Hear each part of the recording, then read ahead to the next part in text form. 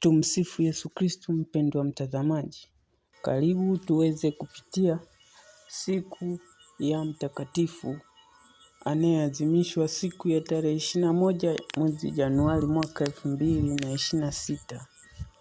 Tarehe 21 Januari, siku ya Jumatano, juma la pili la mwaka.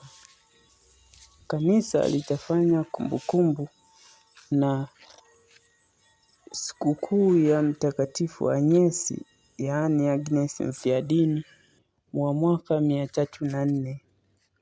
Anyesi alikuwa na umri wa miaka 12 aliposukumwa hadi mbele ya altare ya Minerva aliyekuwa mungu wa uongo mjini Roma, Italia.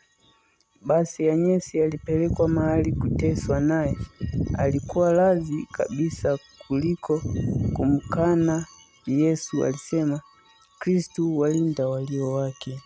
Aliuawa kwa kukatwa kichwa. Karibu mpendwa mtazamaji. Historia ya Mtakatifu Agnes wa Roma. Kwa mujibu wa Kanisa Katoliki, Mtakatifu Agnes ni mmoja wa mashahidi wa mwanzo kabisa wa Kanisa Katoliki. Aliishi karne ya 3 baada ya Kristo huko Roma. Anyesi alizaliwa takribani mwaka 291 baada ya Kristo katika familia ya Kikristo ya heshima. Akiwa bado msichana mdogo, takriban miaka 12 hadi 13, alitoa nadhiri ya ubikira na kujitoa kikamilifu kwa Kristo. Alikataa wachumba wengi waliomtaka kwa sababu ya imani yake na nadhiri yake kwa Mungu.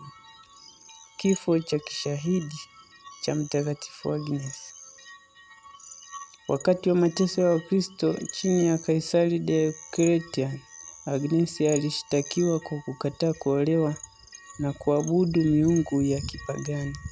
Kwa sababu hiyo alihukumiwa na kuuawa kishahidi takribani mwaka 304 baada ya Kristo. Kanisa linamheshimu kama mtakatifu, shahidi wa usafi, uaminifu na ujasiri wa imani. Heshima na urithi wake katika kanisa. Mtakatifu Agnes ni mtakatifu anayeheshimiwa sana tangu nyakati za mwanzo za Ukristo. Siku yake ya sikukuu huadhimishwa kila tarehe 21 mwezi Januari. Anachukuliwa kuwa mlinzi wa mabikira, wasichana na wanandoa wapya.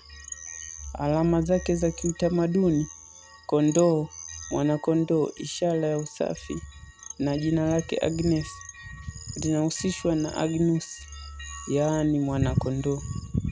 Taji la shahidi. Desturi ya Kanisa Katoliki. Kila mwaka tarehe 21 Januari, Papa hubariki wanakondoo wawili katika Basilika ya Mtakatifu Agnes huko Roma.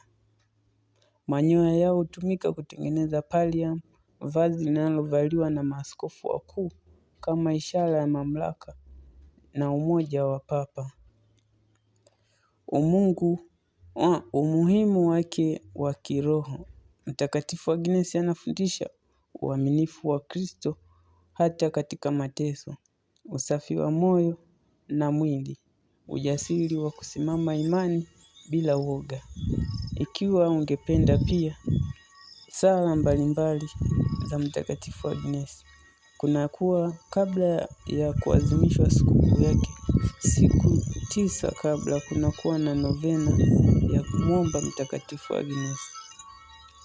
Mpendwa mtazamaji, sala hizo hasa husaliwa ambapo sehemu zimemchagua huyu mtakatifu kama mlinzi wa taasisi zao. Asante mpendwa mtazamaji. Usisahau kusubscribe, kulike na kushare ili tuweze kuendelea siku nyingine.